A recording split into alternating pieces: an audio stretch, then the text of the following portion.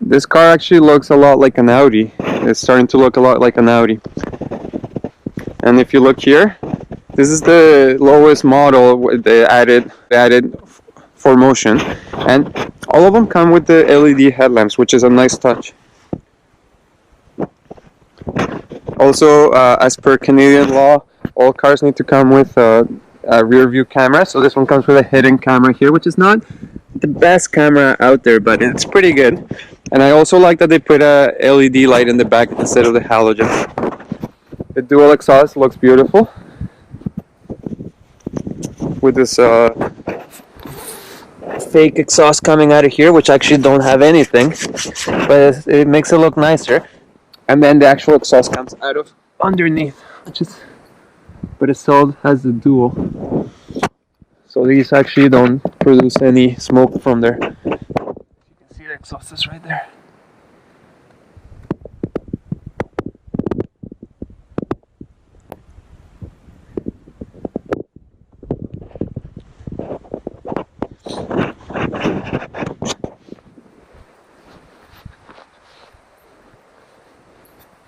These are the standard rims.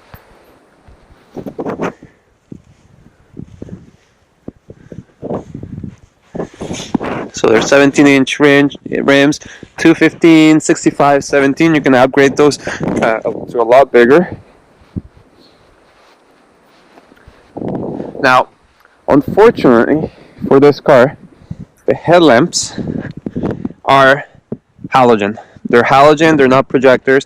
They do have the LED light just for show, but it doesn't actually blink. The blinker is also halogen. If you upgrade this lamp, then you can get the dual blinker in the bottom with the switches from the white to the yellow, and then you get projectors. Other models of other brands that compete with this car, they do come with the projectors, which is kind of odd that Volkswagen had opted in for the upgrade. I mean, you can upgrade these to LED very easily.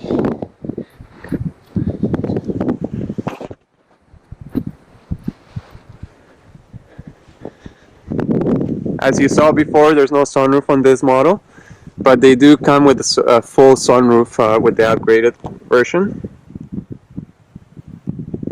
As you can see, this car gets very expensive very fast if you start upgrading things. The all-wheel drive was about a $1,500 or so upgrade. Let me go in here in the trunk. Sorry for the mess, we're testing the car to see how it does, but as you can see, the trunk is quite large. You can fit firearm pretty easily, a snowboard, whatever you're going to use. This one does not come with the third row seating. Some of them do come with the third row seating, and it's nice that they included a donut instead of those fixing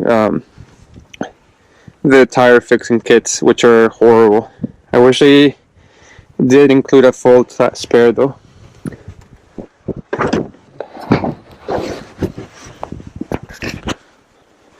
It's gonna be hard to put back with one partner than me.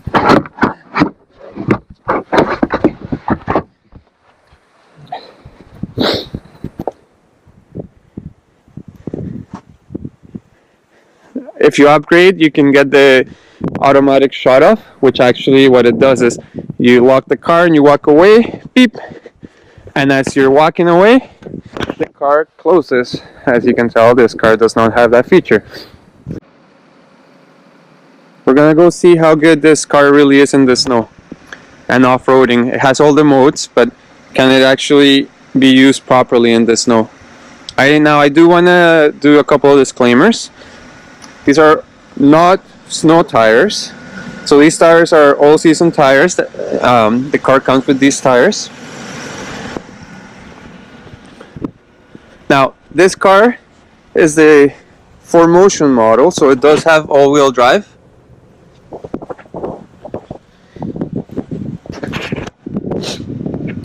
We're gonna go testing through the different modes to see how it does. So right now it's in the normal mode, but I'll be shifting through modes and explaining as we go along. And the snow's not that deep. As you guys can see, this is fresh powder and it's not deep at all. So cars should be able to handle pretty well. Now this car has the 2-liter turbo. I'll show you the engine. It's the TSI model. Actually, they only come in this engine now. This is not the most expensive car that you can get for this model, but it does have the upgrades of all-wheel drive, the 4Motion. So here is your direct injected variable valve turbocharged engine. When driving this in the city, it was actually, I love the feeling that these cars give. You're driving along, you need to get going, you floor it, and you wait, and you wait, and then boom, the turbo kicks off, and finally you get the power that this car can actually have. So give me 1 second, I need to turn on my drone controller.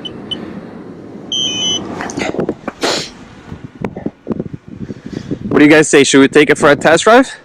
Unfortunately, we won't be able to go out there. The ice is it's not thick enough. I don't trust it. But maybe we'll do an episode where we bring out the Cherokee out here.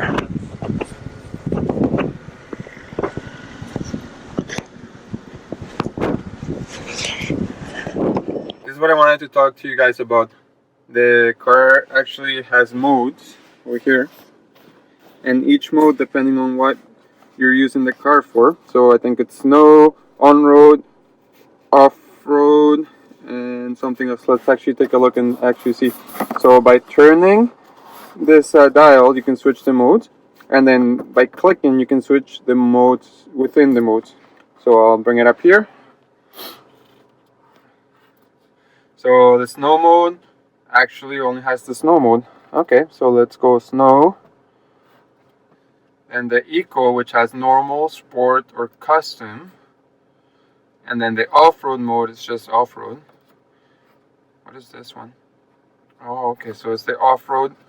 It's the off-road custom, and then you can adjust the drive system, the hill start, all-wheel drive. What is off-road or normal, and then steering and the drive system, which we're gonna put all to tests.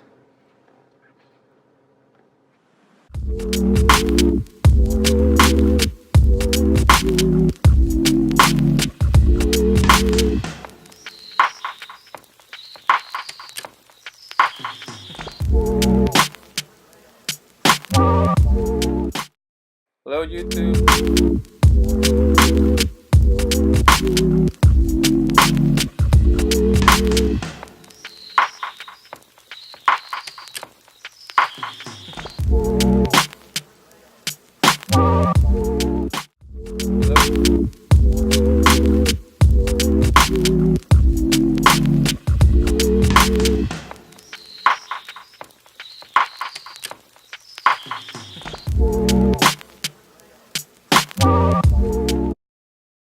It's one of the easier off-road trails around here, and as you can see, the car can handle it perfectly.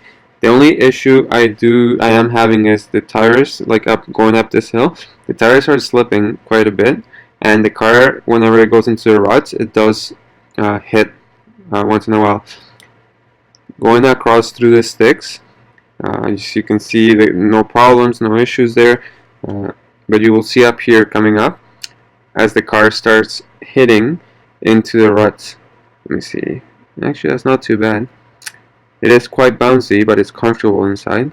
I'm not feeling much, and it is sliding quite a bit, but it went up, no problem. Coming back down, don't mind the blinking on the lights, it's just the LEDs come up like that on the camera. It's not bad at all. The car does bounce more than I'd like. The suspension is really soft, but they do that for on-road comfort. Coming down here, no issues. As after the sticks, you'll see that the car starts sliding quite a bit. Yep.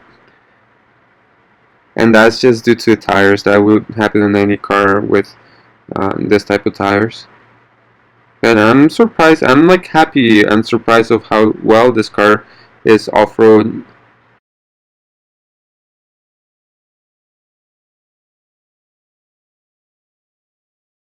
So let's talk some specs on this car.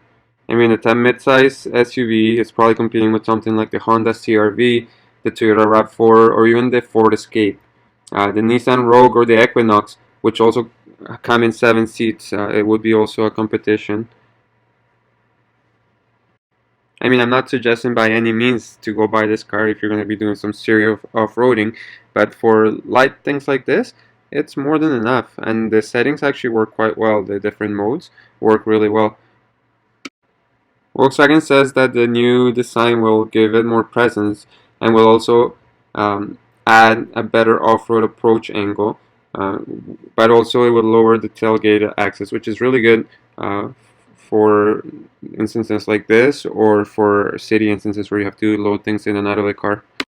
The engine is a 2-liter turbocharged 4-cylinder engine, but the tuning is a little different because it's more biased towards torque, so it has a little bit less horsepower than the last one at 184 horsepower, but it does offer 221 feet of torque, and it actually offers it a lower RPM, so it's immediate, which is great because with a turbocharger, by the time the turbos load from the turbo leg, it'll create a better takeoff the line. With the new design, it also brings a virtual cockpit, which you can customize gauge clusters. But again, and it's one of the big problems I have with this car, everything is an option. Even the gauge cluster, all the assistive devices, it all comes at extra cost. And you can't just select each thing individually. You actually have to upgrade to the next level, which is a few $1,000s extra. Tell us what you think of this car. Will you be pricing on in the near future? Will you even be buying one? Are you thinking of buying one? Is your wife telling you that your car has to last another 5 years before you buy one? Hit us up on the comments and let us know what you think. Thanks for watching.